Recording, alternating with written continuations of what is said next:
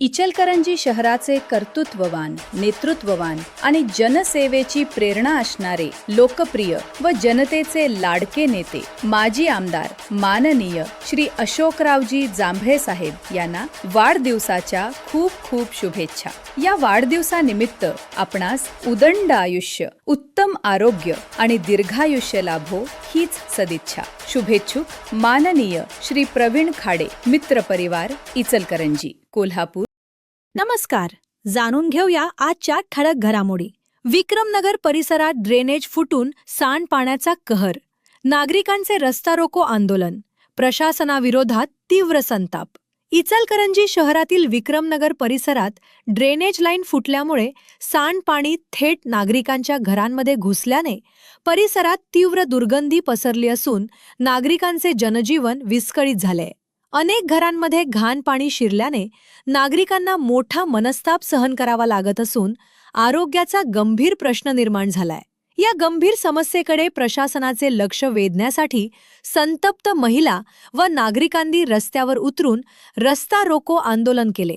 जोपर्यंत कायमस्वरूपी उपाययोजना होत नाही तोपर्यंत आंदोलन सुरूच राहील, असा इशारा आंदोलनकर्त्यांनी दिला। घटनेनंतर महानगरपालिका प्रशासनाने जेसीबीच्या साहाय्याने रस्ता खोदून ड्रेनेजचे पाणी गटारीत वळवण्याचा प्रयत्न केला।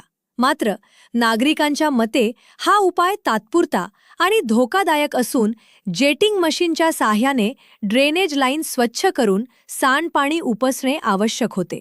त्याऐवजी दूषित पाणी थेट गटारीत सोडल्याने संपूर्ण परिसरात दुर्गंधी वाढली असून डासांचा प्रादुर्भावही मोठ्या प्रमाणात वाढण्याची भीती व्यक्त होत आहे।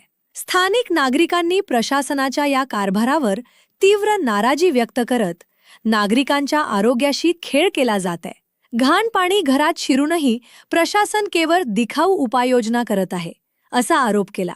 परिसरात साचलेल्या सांडपाण्यामुळे साथीचे रोग, डेंग्यू, मलेरिया, चिकुनगुनिया तसेच इतर संसर्गजन्य आजारांचा धोका वाढला असून लहान मुले, ज्येष्ठ नागरिक आणि महिलांच्या आरोग्याची चिंता वाढली आहे। यावेळी नागरिकांनी स्थानिक लोकप्रतिनिधींवरही दुर्लक्षाचा आरोप केला।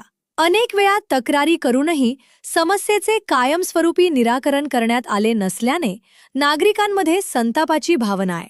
निवडणुकीच्या काळात आश्वासने देणारे लोकप्रतिनिधी आता परिसराकडे फिरकलेही नाहीत, अशी प्रतिक्रिया काही नागरिकांनी व्यक्त केली।